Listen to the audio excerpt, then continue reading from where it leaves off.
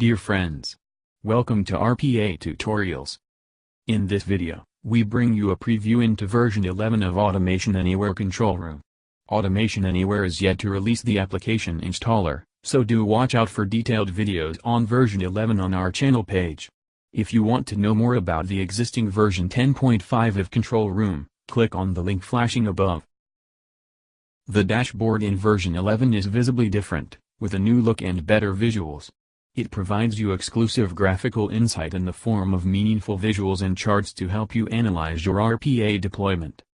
Information is presented on the dashboard in form of widgets, which can be expanded to full screen view.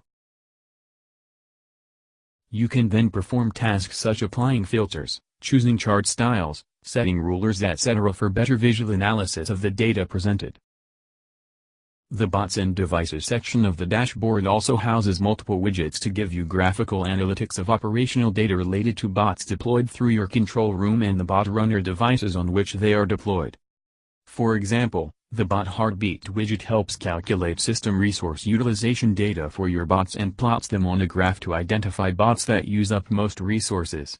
It takes into account CPU processor usage, memory usage and hard disk drive usage by a bot during runtime to calculate the heartbeat. As mentioned earlier, you can perform multiple tasks on widgets such as applying filters, changing chart colors and style, defining ruler, selecting time frame, etc. Other widgets in the Bots section include MVP widget, which plots bots basis their processing time and frequency of deployment. Bot Status widget, which plots operational status of deployed bots in a pie chart.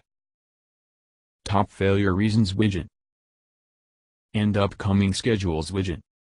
Similarly, the Devices section of the dashboard displays analytics on operational data related to bot runner machines. It includes widgets such as Failure Analysis widget, which displays top bot runners with most task failures. CPU Utilization widget. Memory Utilization widget. Hard disk utilization widget, bot runner status widget, etc. The activity section of the control room is similar to the operations room section of the previous control room. It allows you to perform tasks, such as viewing activities that are scheduled, that are in progress, and a historical chronology of activities performed. The repository manager section of the previous control room now becomes the bot section in the new version 11. Apart from exploring the server repository, and running or scheduling uploaded bots, version 11 gives a new feature of running a bot with queue.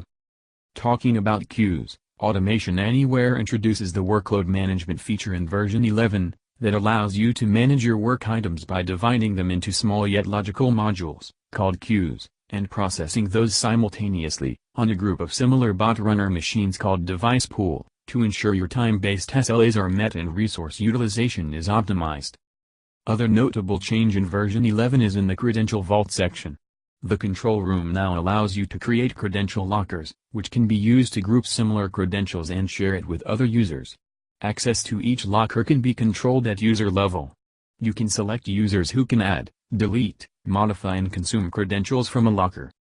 We will cover these new features of version 11 in detail in our upcoming videos, once we get our hands on the application. Before we sign off, version 11 Control Room also provides Kerberos Authentication protocol for Active Directory integrated control room installations. This lets control room users to directly log into the control room from their current window account. This brings us to the end of this video. If you like our videos, subscribe to our channel below, like us on Facebook, follow us on Twitter and connect with us on LinkedIn. Links in description below.